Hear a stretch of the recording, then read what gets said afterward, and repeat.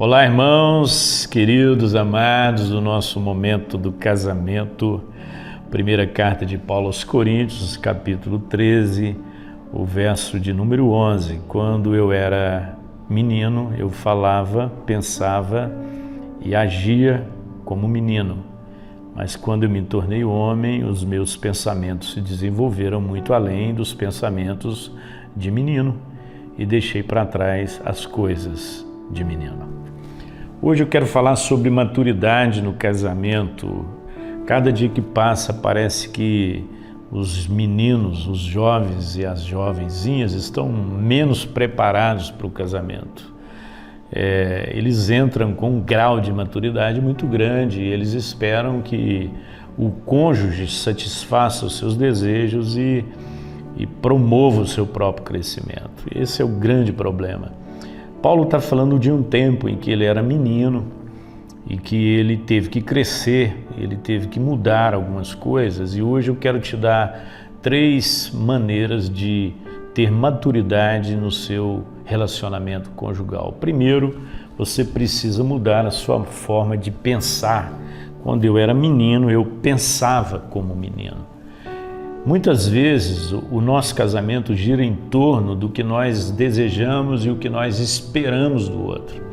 Nós não olhamos o nosso casamento como um ambiente de crescimento, de maturidade, onde eu possa promover o crescimento do outro, onde eu não uso o outro em benefício próprio, onde eu tenho como alvo não a realização do meu desejo, mas o crescimento, a maturidade da relação.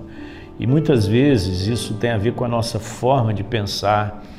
Uma das maneiras de você avaliar o crescimento e a maturidade é a maneira de pensar. Eu sei que quando nós somos meninos, nós somos egoístas, nós queremos para nós, né? Só pensamos em nós. Alguém chegou a dizer que a criança, além de ser egoísta, ela é maquiavélica. Ela traz uma maldade inerente nela. Se ela puder furar o olho da outra criança, ela vai fazer isso. Então, muitas vezes, falta no nosso relacionamento conjugal uma mudança na forma de pensar. Por essa razão, o Paulo diz que nós temos a mente de Cristo. Nós somos transformados pela renovação do nosso entendimento.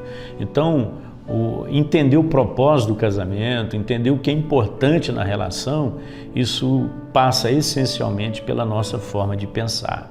Segundo, nós precisamos mudar a nossa forma de falar.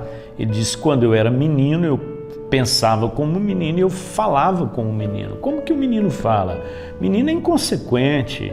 Menino não pensa para falar. Então, muitas vezes, nós trazemos essa infantilidade para a relação conjugal. Nós casamos e nós não mudamos a nossa forma de falar. Tem muito homem falando como solteiro, tem muita mulher falando como solteira, mas não falam como casal, como pessoas maduras. A linguagem é agressiva, a linguagem é imprópria, a linguagem é infantilizada. Então, como que nós avaliamos a maturidade do nosso casamento? Na nossa maneira de falar.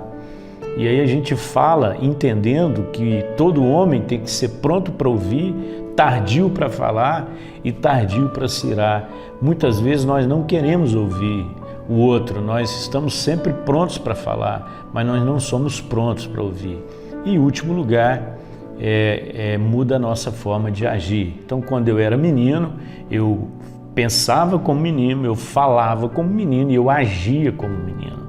Então, quando nós mudamos a nossa maneira de pensar, mudamos a nossa maneira de falar, mudamos a nossa maneira de reagir.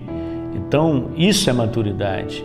E, às vezes, o tempo passa e nós não amadurecemos, nós nem mudamos de um ano para o outro, nós estamos repetindo aquele ano. É muito comum você encontrar um casal que está casado há 1 ano repetido 30 vezes. Não é que ele tem 30 anos de casamento, ele tem 1 ano repetido 30 vezes, porque ele está fazendo as mesmas coisas, ele tem as mesmas reações.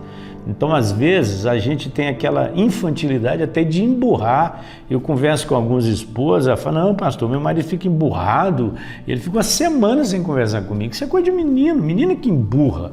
Nós temos que ter maturidade. A palavra de Deus diz que eu não posso colocar o sol sobre a minha ira, eu não posso dormir sem resolver um problema. Então, que haja maturidade no seu casamento, que haja um amadurecimento na sua forma de pensar, na sua forma de falar e na sua forma de agir. Deus abençoe e até a próxima semana.